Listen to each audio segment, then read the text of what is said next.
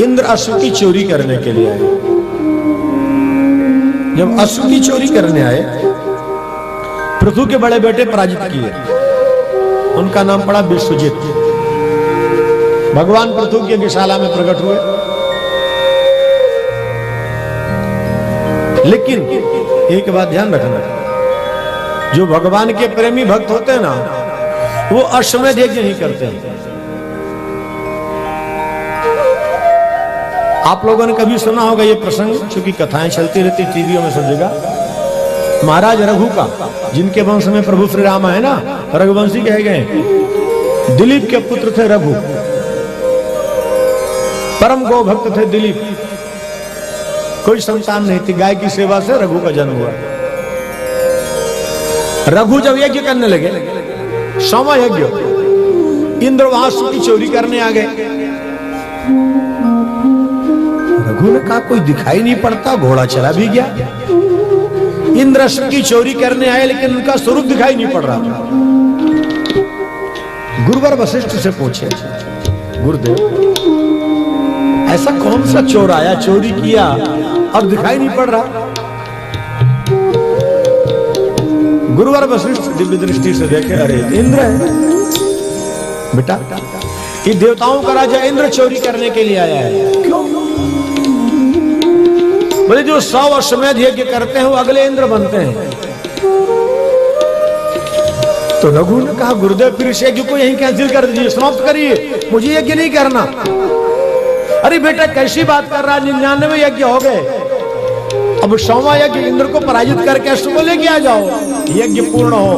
बोले नहीं, 100 यज्ञ करने के बाद भी यदि चोरी ही करनी है तो फिर ऐसे यज्ञ का क्या प्रयोजन। तब आकाशवाणी हुई, धन्य हो रघु, आपके अंदर ये वृत्ति है, मैं आऊंगा तो सूर्य वंश में, लेकिन लोग मुझे रघुवंशी कहेंगे।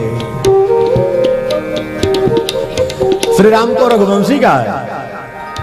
100 यज्ञ नहीं किए, फिर बोले 100 यज्ञ का फल यदि इंद्रपद है और इंद्रपद पर बैठने के बाद चोरी ही करनी है, तो इतने यज्ञ का फल क्या है।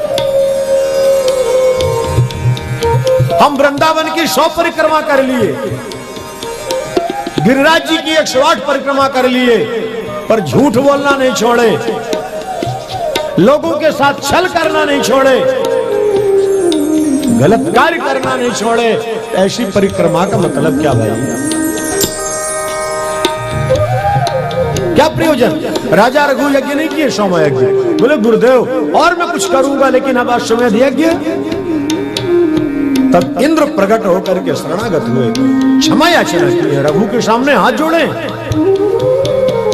लेकिन ऐसे गिरले भक्त कोई कोई होते हैं,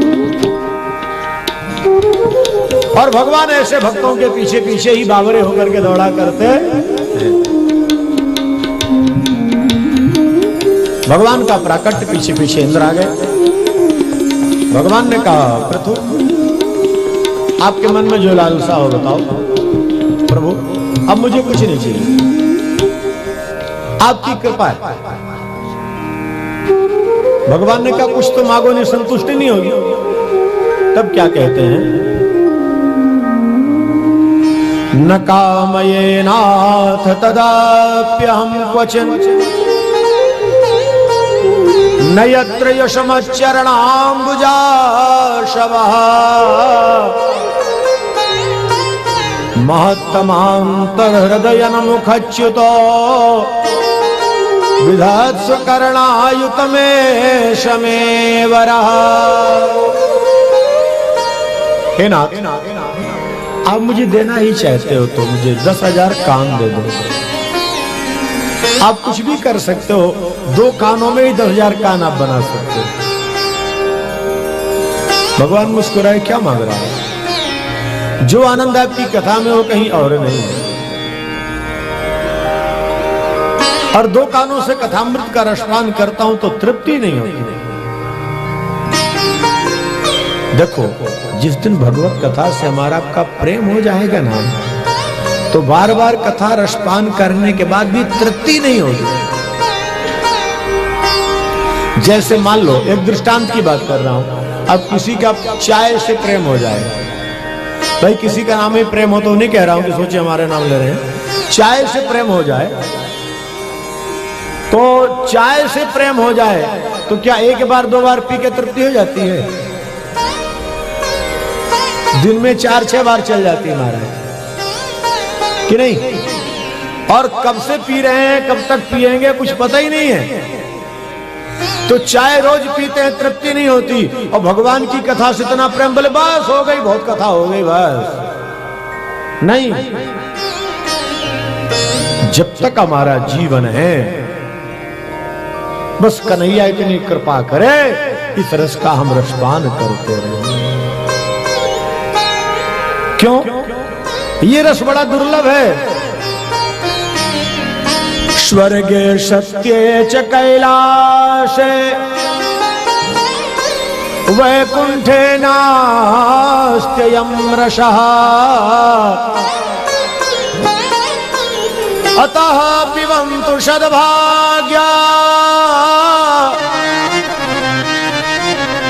मामुञ्चत कर्हिचित्।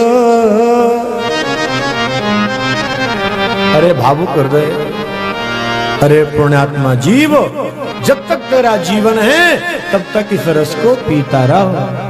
क्यों? राम कथा जे सुनत अघाई